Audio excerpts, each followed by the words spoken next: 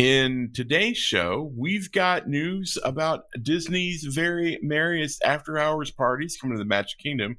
Space 220 restaurant actually will be lifting off at EPCOT. Dining and dessert packages are coming to the Oogie Boogie Bash. Headline news, meetups, trivia, and oh so much more, all in today's Disney Parks podcast. Welcome to the Disney Parks Podcast with your hosts, Tony Caselnova from DisneyByTheNumbers.com and Parkhopper John from WDWParkhoppers.com. Keep your hands, arms, feet, and legs inside the podcast at all times. And get ready for the Disney Parks Podcast. All right, everybody, welcome. So glad that you were here. We're excited that you have decided to join us or listen. Hey, if you're not doing anything on Monday nights at 8 p.m., you can watch us live, facebook.com/Disney Parks Podcast. Before we get too far into it, we definitely want to thank our sponsors, which is the Destinations to Travel. Those guys are amazing. There's so much going on in the world right now. Travel is kind of opening up, but there's still a lot of things up in the air. So the best thing to do is contact one of our good buddies over at Destinations to Travel, because they can keep up with what's the latest and greatest is happening as far as what is and is not available for travel. They can save you a lot of time, a lot of energy, a lot of money, and frustration, and it doesn't cost you a dime. So, my friends, why wouldn't you? To visit them, the best way to do that is to go to DisneyParksPodcast.com. There's a very short little survey asking you what you'd like to do and how they could best help you.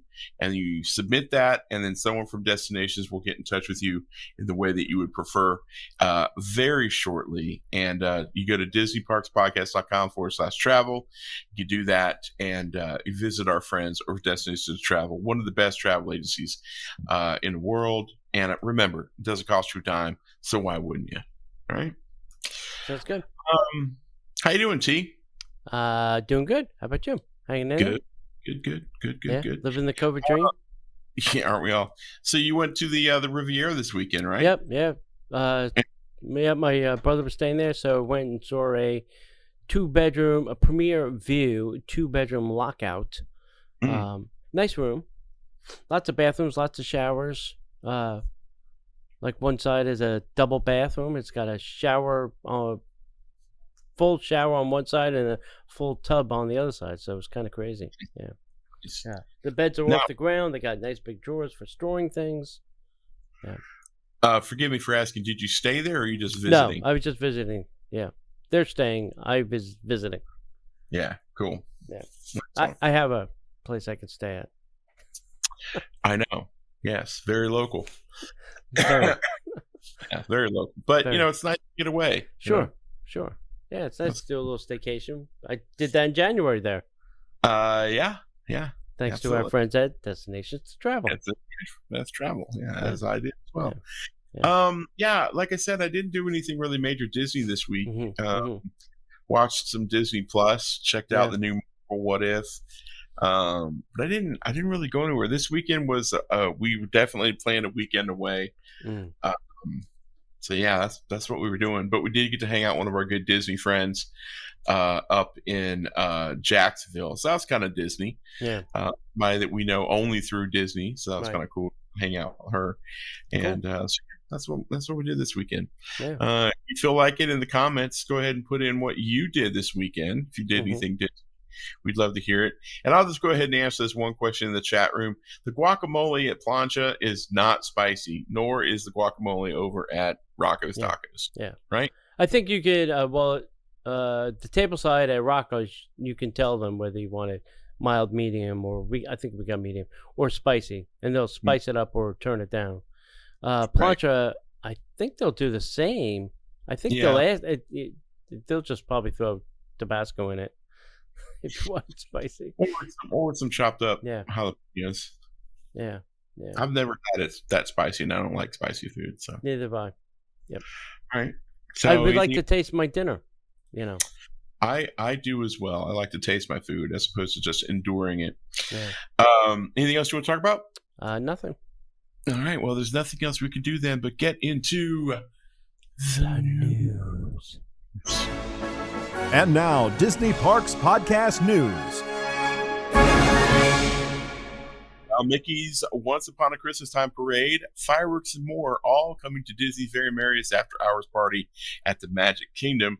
With twinkling lights, festive decor, magical celebrations will absolutely fill the Magic Kingdom park when Disney's very Merriest After Hours parties begins.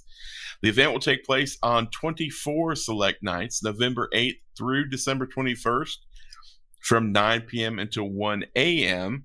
This year's holiday celebration coincides with the Walt Disney World 50th anniversary, the world's most magical celebration. And we cannot wait to unwrap all the festive fun. So we will post the event dates on the DisneyParksPodcast.com, but it's all throughout the month of November and all throughout the month of December. It's pretty much like 2 days on, 2 days off kind of thing. So you'd probably be able to find a date there.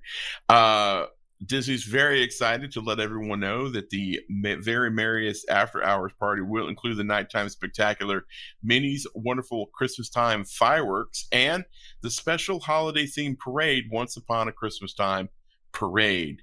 Parade. In the sentence, it says parade. Wow. That's right. A parade. Mickey Mouse and Not Minnie a cavalcade.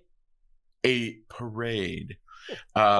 Mickey Mouse and Minnie Mouse will be joined by all their pals from Disney's Frozen and many other favorites, including the very popular Toy Soldiers. The festival parade will, of course, also feature Santa Claus.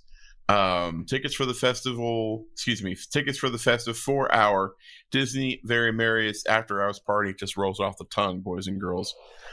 Will grant admission to the Magic Kingdom Park as early as 7 p.m., giving guests more time to enjoy some of their favorite Magic Kingdom attractions.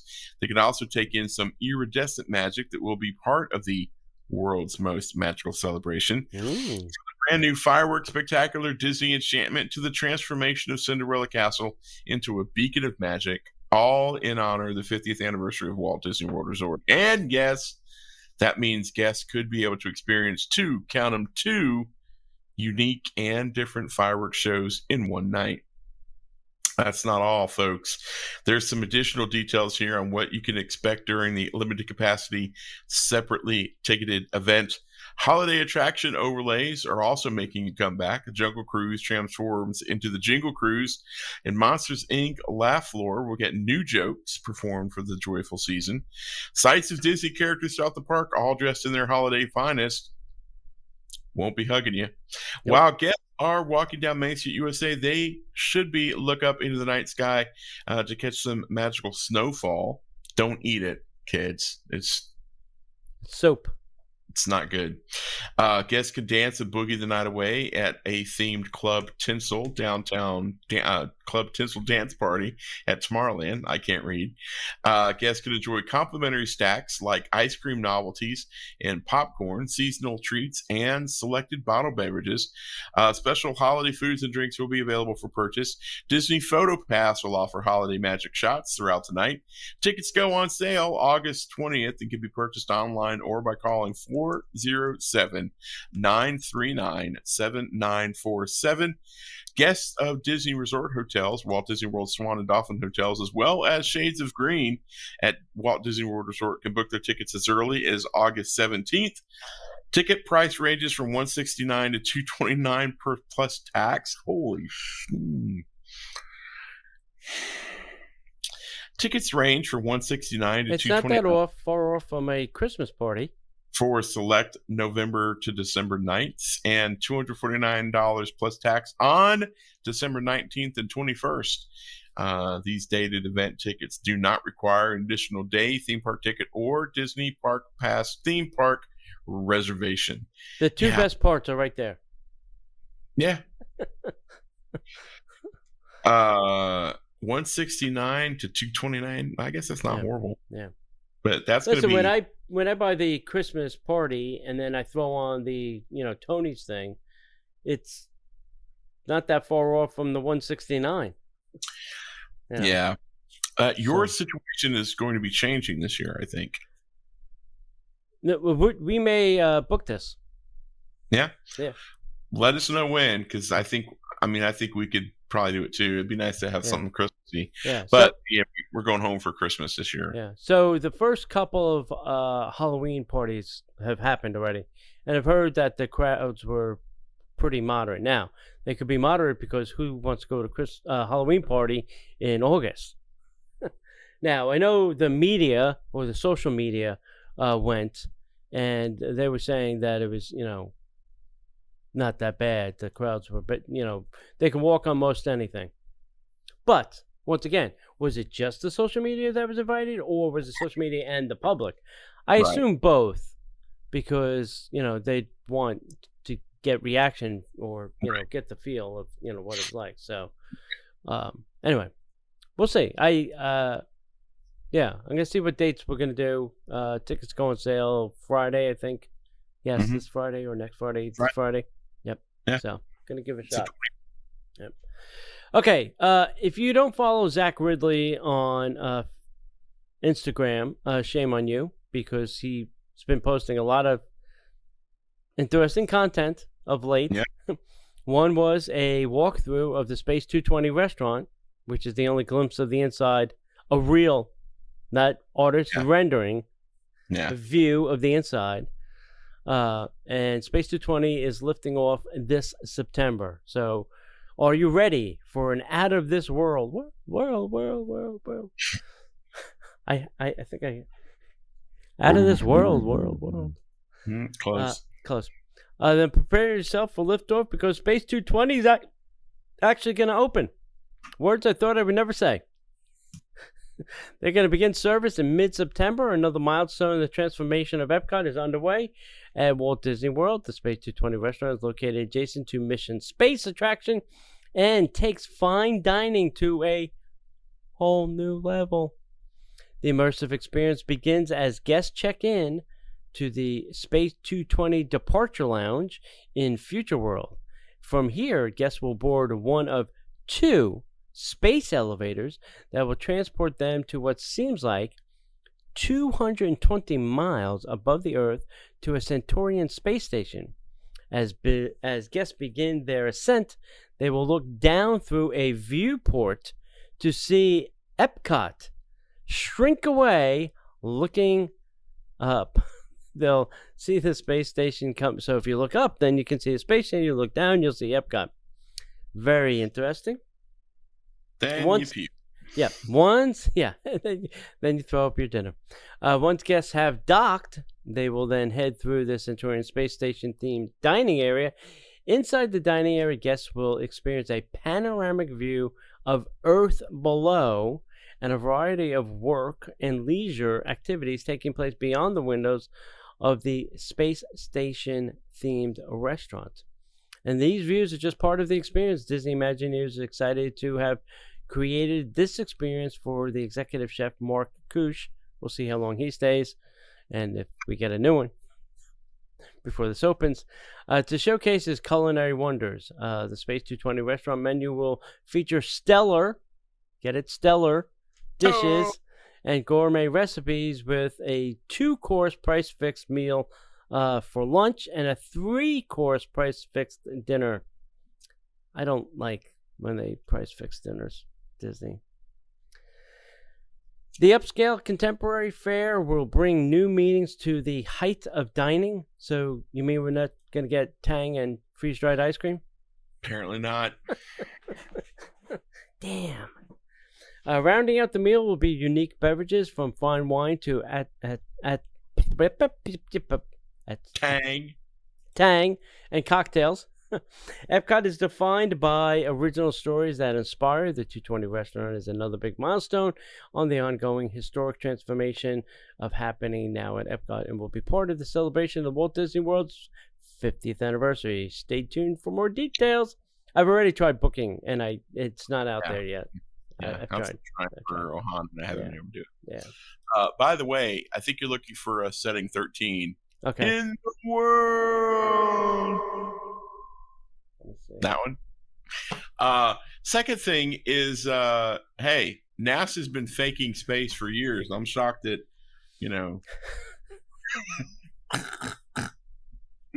And I'm sure they're borrowing the same technology that they're using over at the Star Wars Galactic hotel as well. I was just, when I saw Zach's video, I was just happy to see glass on windows. Yeah. I was ecstatic. Oh, look, oh my God, there's glass. Yeah, I heard that was a bit of an issue. Or was that just plastic sheets? Who knows? Could you hear the... Yeah. Did you hear it? No. This is where glass will go. I saw a sign that said, "This is where glass will go." Oh, that's great. Next up, the wonderfully wicked dining and dinner packages are coming to the Oogie Boogie Bash, a Disney Halloween party at Disney California Adventure.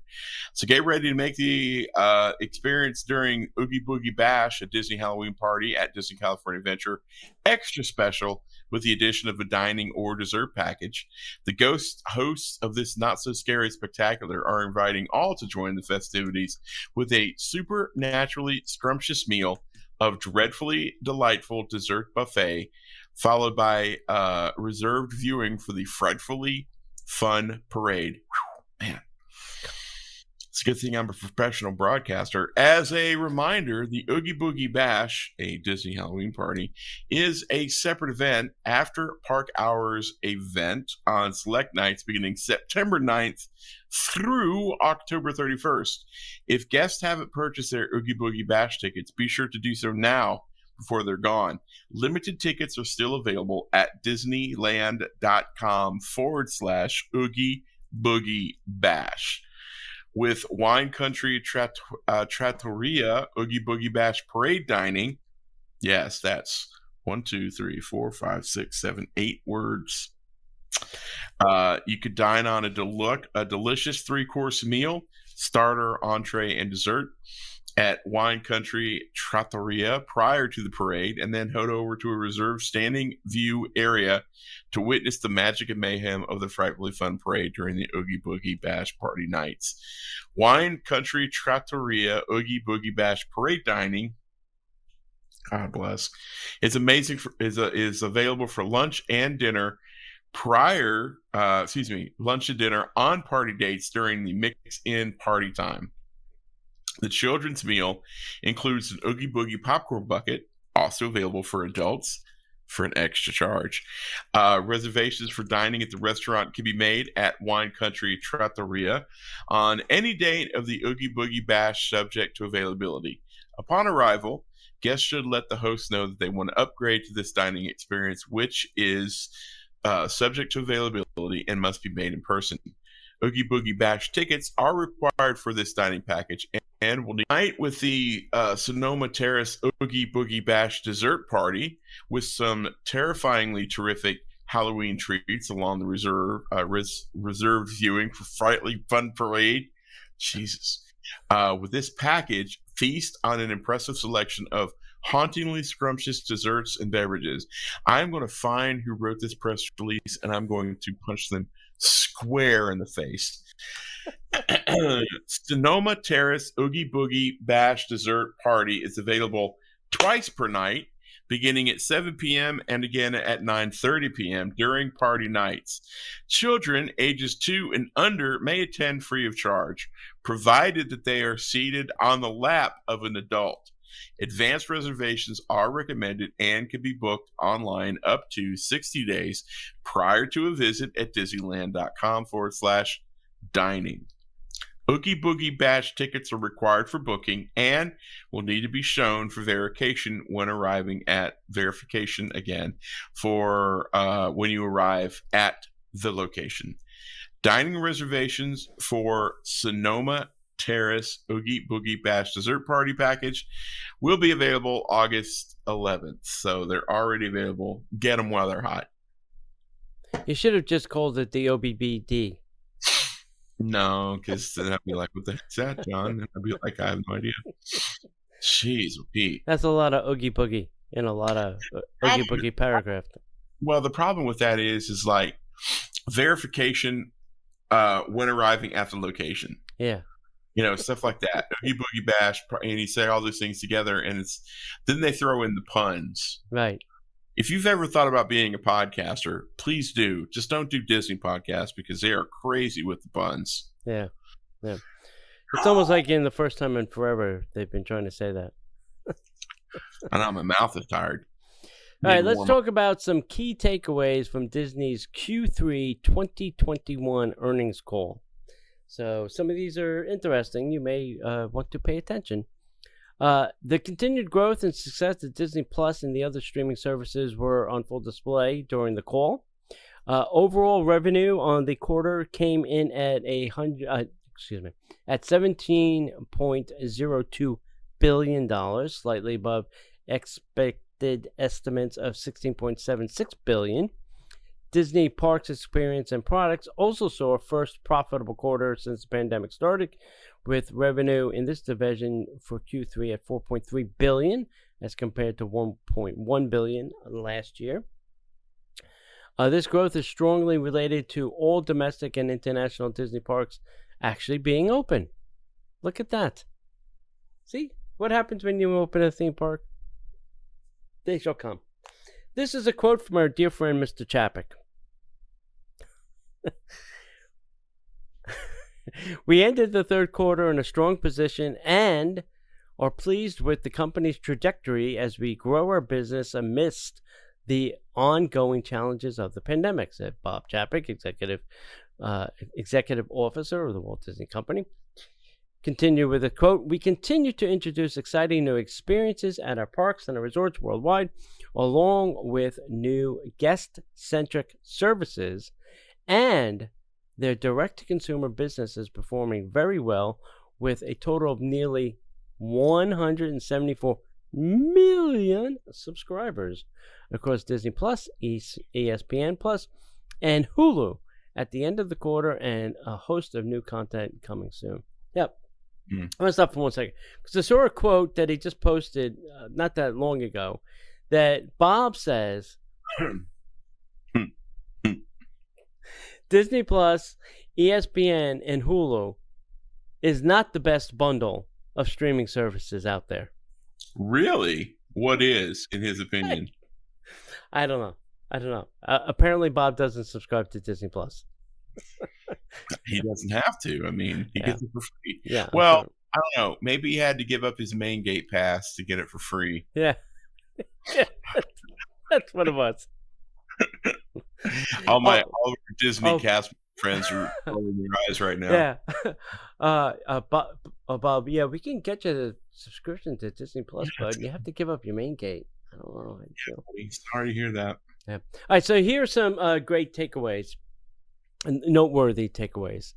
Disney Plus exceeded its subscriber expectation of 112.8 million for Q3 2021 by ending the quarter with 116 million subscribers worldwide across all streaming services. This included Disney Plus, Hulu, ESPN Plus, and the company's quickly approaching 175 million total subscribers. Customers worldwide. Now, I wonder if this also includes that Disney Star Plus service in the countries that they don't have Hulu. When they say Hulu, is that bundled in there with all those other? I don't know. I don't know if they'll tell us either. They don't like telling those numbers. The only time they release those numbers is on this call. Anyway, Disney Cruise Line saw a strong success in Q3 based on strong fall 2022 bookings centered around the all-new Disney Wish, which is still on track for completion in the summer of 2022. So that's an odd statement because it's really just future, first of all, the ship has to get done on time, and second of all, those people all have to still be willing to, take the cruise. So, don't count that money until it's actually used. Walt Disney World capacity levels through Q3 2021 were at or near capacity levels, which gradually increased during the quarter. Yeah, shocking. Very interesting statement. Still no numbers on what that actually means. Right? Yeah, you're not going to get those numbers. We didn't get those numbers in the pandemic. No. We learned a bit about the upcoming launch of Disney Genie, with promises of more information to come very soon. This is a quote: "The goal of this user-friendly app is to create a better, more personalized and customized experience for guests, putting them in control, providing them even greater flexibility and choice. They will be able to spend less time waiting in lines and figuring out what attractions and dining options are available, and more time having fun, said Bob Chapek. Mm-hmm. So what I know is annual passes and fast pass announcement will be coming soon, within the next 2 weeks, I believe, or there shortly after. And there are going to be 7 different levels of fast passes. 7. The 7 levels of hell comes to mind. And as one person put it, are these levels just to confuse the hell out of the consumer, right? To, when a dad gets frustrated, he'll just say, listen, here's $500.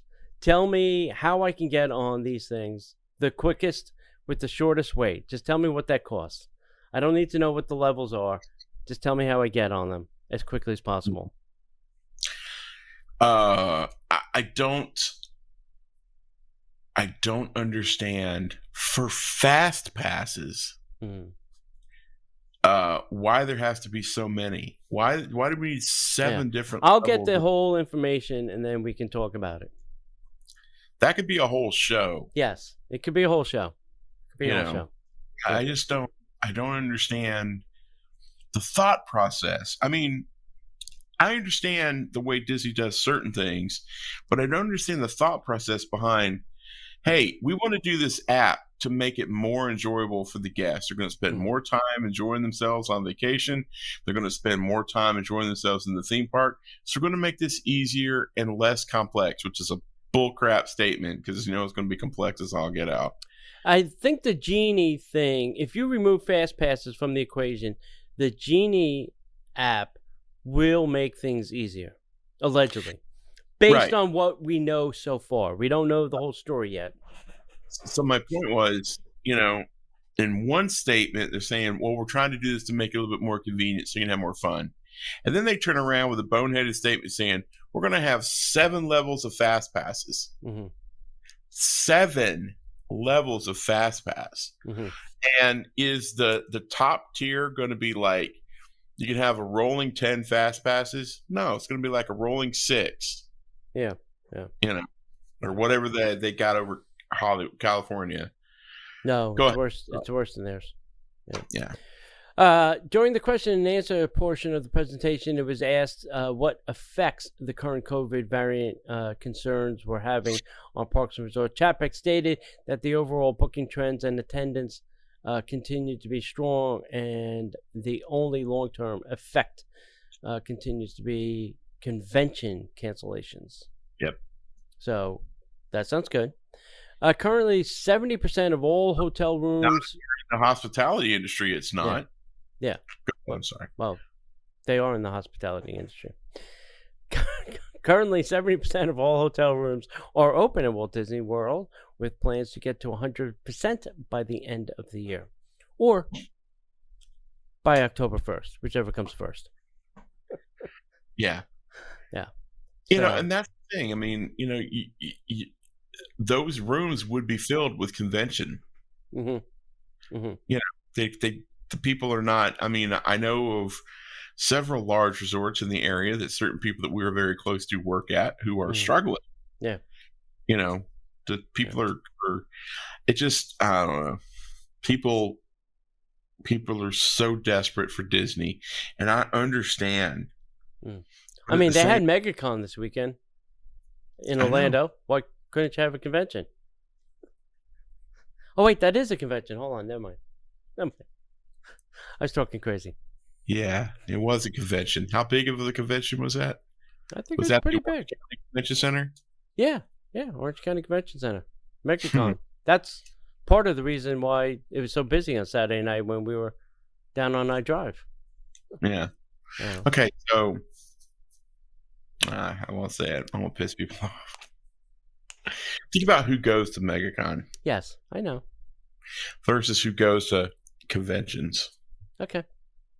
So that's a thought. It's the same people that are going to stay in the Galactic Hotel.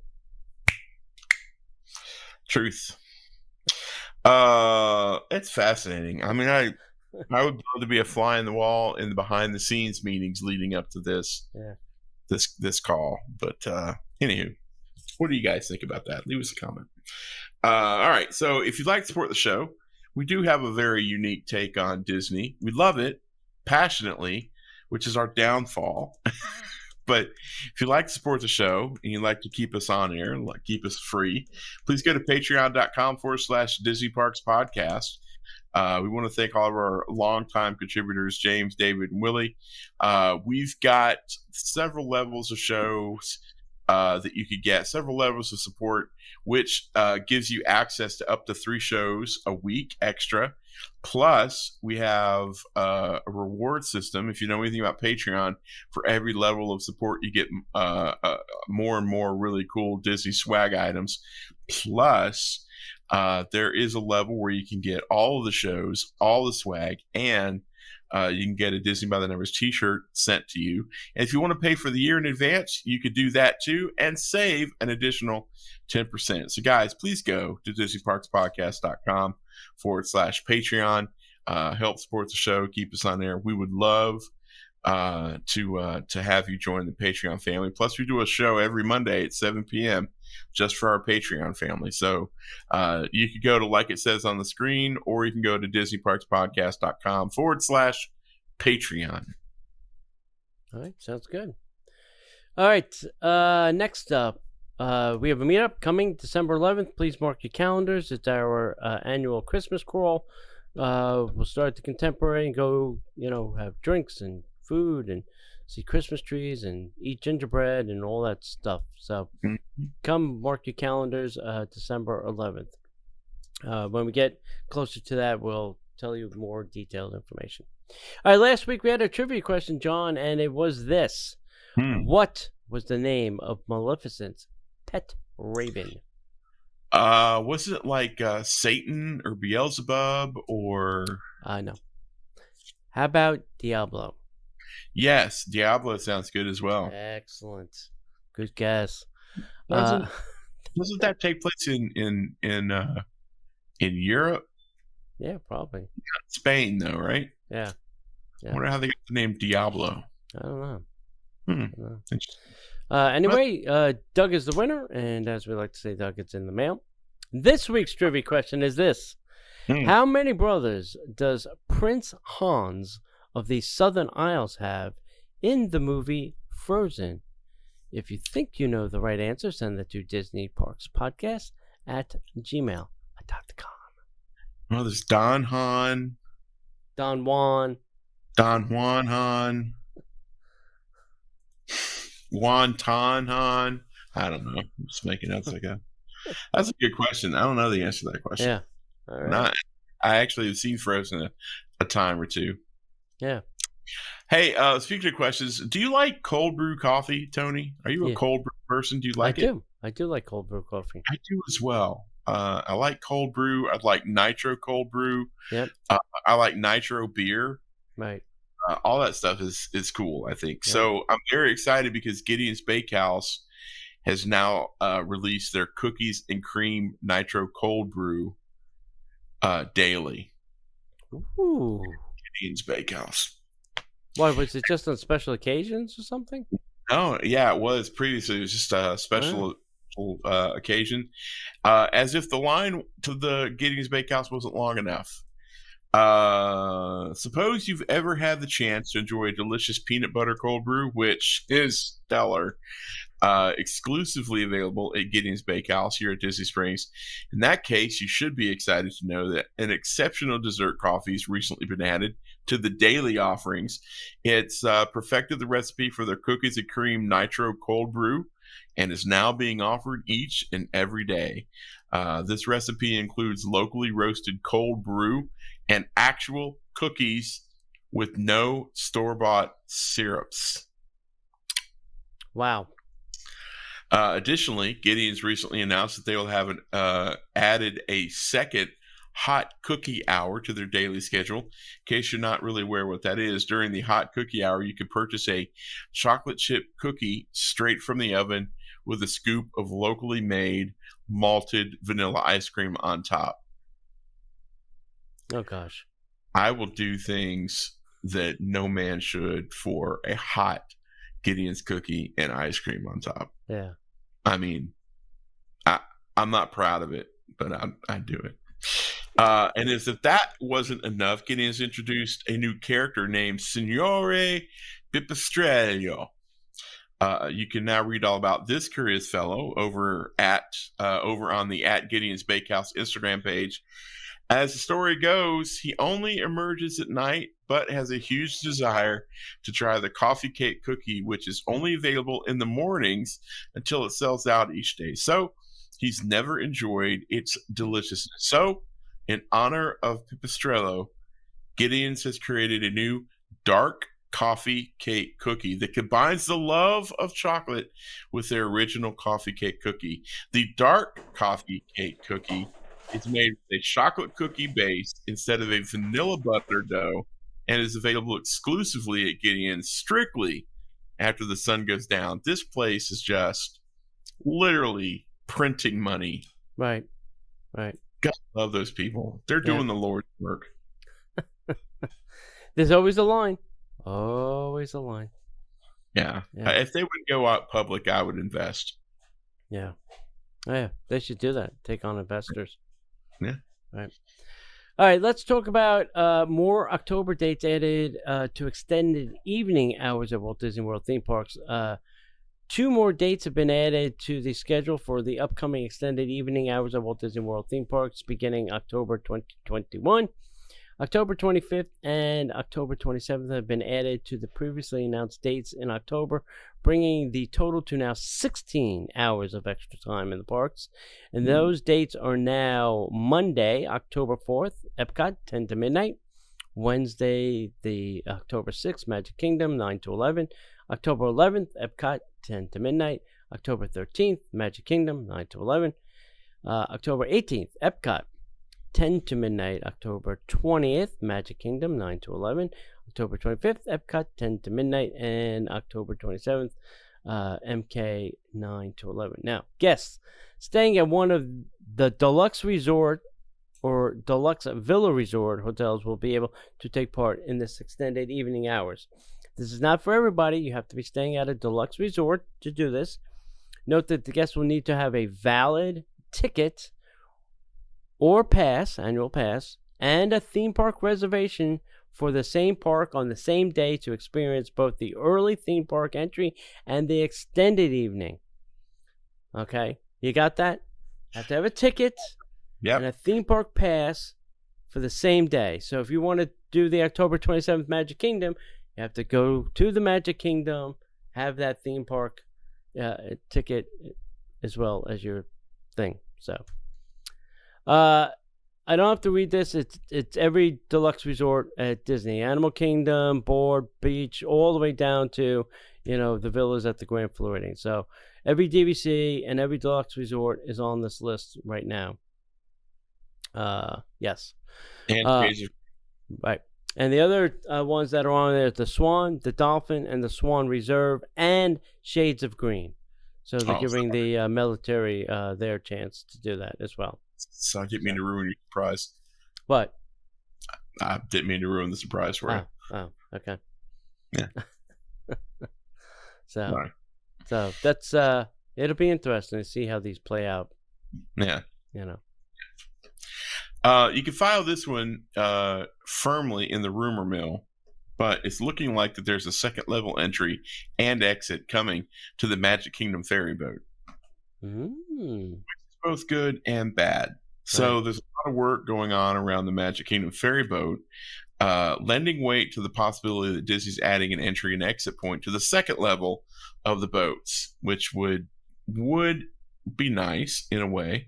A new gangway is being prepared on the shore of the Seven Seas Lagoon, which has the same look as the gangways that currently lead to the ferry boats from the dock. In addition, you can see some of the risers next to the gangway that would be needed to get to the same level of, the same height as the second level of the ferry. Now, here's the part that really I hate. On board the Admiral Joe Fowler, the front and rear standing areas alongside the cockpit have been removed. that breaks my heart because I love to stand out there. Yeah. And watch the upcoming Magic Kingdom or watch it go away. Right. So they've installed new gates right there. This would roughly mirror what's in place on the lower level of entry and exit. So lastly, crews are also installing new pilings in the water between the boat docks that could be used to support the risers that would be needed to enable the entry and exit from the second floor via the new gangway. Guests exiting from the second level currently have to merge with the guests on the lower level, creating a bit of a bottleneck. And this new capability would actually eliminate that. The concept of adding a second level entry and exit was rumored for a long time, but it never came to fruition. So Disney is yet to confirm these changes, but with the construction going on, it doesn't fall far from the realm of possibility. Especially this would be ready for, say it with me now, The October 50th 1st, Yep. the 50th anniversary. Yeah. I think it's a great addition. I think depends if it's quicker. Can they get more people on faster and get more people off faster with 2 levels? Maybe. Yeah, but I will miss sitting on the front of the boat. Yeah. I will miss those memories. There's a lot of memories there. Yep. All right. So on the investors' call, Mr. Chapek spoke about Walt Disney World's Disney Genie app, which is coming. So let's start with Mr. Chapek's quote. "We've made significant investments in sophisticated technology and tools, created a revolutionary new multi-tiered service we're calling Disney Genie. We're very, very excited about the new service. We'll be providing additional details soon. The goal of the user-friendly..." I don't know if Disney knows what those words mean. "User-friendly app is to create a better, more personalized, and customized experience for guests, putting them in control and providing even greater flexibility and choice. They will be able to spend less time waiting in lines and figuring out what attractions and dining options are available, and more time having fun." He went on to say that My Magic Plus was sticking our toes in the pond of this type of transformational work. Disney Genie is a program on steroids. This is going to revolutionize the experience. Guests are going to spend less time waiting. Yeah, we got that. We're going to spend less time waiting, Bob. Thank you. It will dramatically improve guest experience that's going to make their navigation of their day and planning of their day much easier.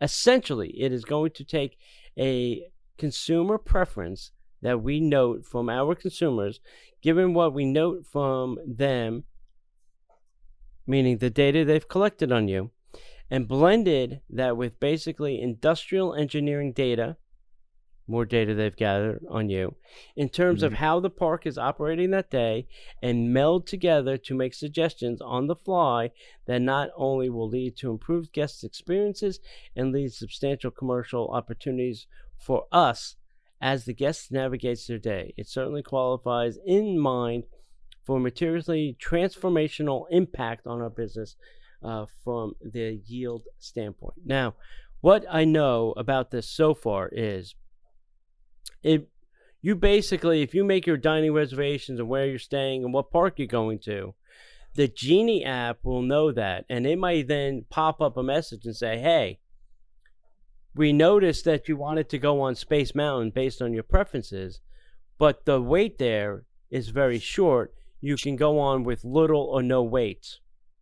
Right. So that would eliminate you having to get a fast pass, that this would know what your preferences are, know when your dining reservations are, and be able to say, "Hey, there's this pocket of window, and this attraction right now has this opportunity that you can go do this," and, go on and do that.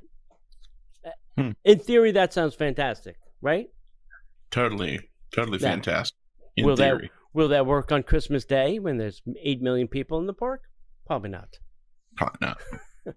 So this was originally announced back in 2019. We've heard very little about the project since, but we expect to hear much more about this in the coming months.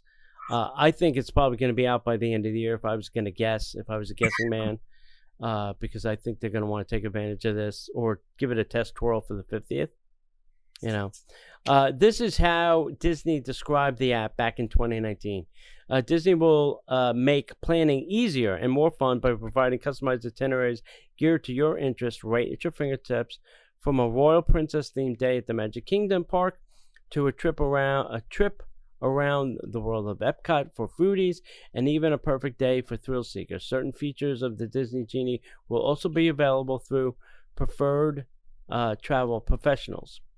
And also there will be tiered levels of this, of how customized and, you know, how much you want to ride stuff.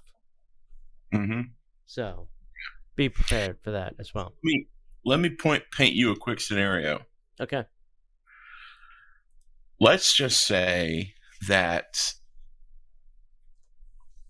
this is an interesting thought exercise. Let's just say Disney eliminates any opportunity to purchase, you know, hard ticketed events or extra dining things, you know, anything extra other than a theme park ticket, the fast pass thing, and maybe dining reservations for just regular restaurants. Mm-hmm. So then, you know, you get there and your genie says, what do you want to do today? I want to have a magical princess day with my daughter. Mm-hmm. Okay, great. So here's your options. You can do a meet and greet at 9 a.m. with your favorite Disney princesses. We could schedule you a noon lunch with the Disney princesses at the Cinderella's Royal, whatever that is. Mm-hmm. Then we could do a, you know, you could ride this, you could do this, you could do this. You know, they could give you the fast passes for all the rides. And if you want, you could do a 1-day photo shot thing, whatever I'm sorry, I don't remember all the nomenclature. Yeah. It's kind of a long day and my brain's starting to shut down. But you could do the 1-day photo thing, so you don't have to worry about getting all the pictures. Right. All the pictures of you and your daughter are going to be on your phone, and we'll even throw in some extra magic shots as well. Sound good? Yes. That'll be, you know, $655 purchase. Right. That would be interesting. And from a shareholder standpoint, I think that'd be awesome. From a tech standpoint, that would be cool. But I would think that Disney would want to do something like that. Why wouldn't they? Yeah. If they can control everything the way they can control it. Right. That's a thought. Yeah. Yeah. I don't know. You know, between this and the Fast Pass and it's just, you know, it's gonna get a little mucky. It's gonna get a little interesting on, you know, how much money do I have to throw at this to, you know, if I spend $125 getting to the park and then I got to buy fast passes and then I got to buy some kind of Genie experience. So what's my total ticket cost? You know, what's my price to play? You know, now what does having magical memories with your family? What's that really worth to you? Right. You know, I think Disney's gone so long with, you know, the locals going in and out all the time, and the missed revenue opportunities and the lack of control for how many people are in and not in the parks. Right. That this is a boon time for Disney. Yeah, because they could seize a ton of control. And I'm not saying it a bad thing. I'm just saying that they could seize so much control, and they could literally do what they do best, which is lovingly, magically squeeze every ounce of money they can out of every guest. Well, the last 2 years, what are the 2 jobs that I've said that Disney's been hiring like crazy? Data scientists, right, and data engineers, and they're putting all your data to use now. Yeah, you know, and unfortunately, they're putting your data to use, and they're going to make you pay to use that data.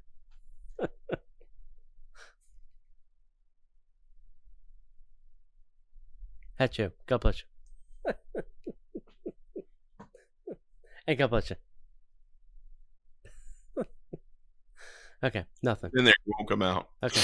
All right. Disneyland Paris is promoting glass recycling in Spain to demonstrate its commitment to sustainable waste management, extending beyond its address in Marne-la-Ville, in Paris. Disneyland Paris has collaborated with Eco Vidrio, a nonprofit organization responsible for glass recycling in Spain, for a one-of-a-kind awareness-raising campaign. With this initiative, we want to bring the magic of recycling to the young and not so old members of the household. How is recycling magical? Because it goes in a bin and it magically becomes something else. Sure it does. Continues on. At a time when consumption is on the rise during the summer, we must not forget that small gestures such as going to one's green garbage can every day helps a great deal in our fight against climate change. The Disneyland Paris recycling campaign, quote, dreams matter more than ever, ... So does glass recycling, ! End quote, helps to raise awareness of the importance of recycling in a fun way by positioning more than 120 glass recycling points representing popular Disney, Marvel, and Pixar characters in the streets of 17 major Spanish cities. Disney's commitment to the environment is a tradition in our company, which began in Walt Disney himself, and which we continue every day, said Laurie Gletron, general manager of Disneyland Paris for Spain and Portugal. It's our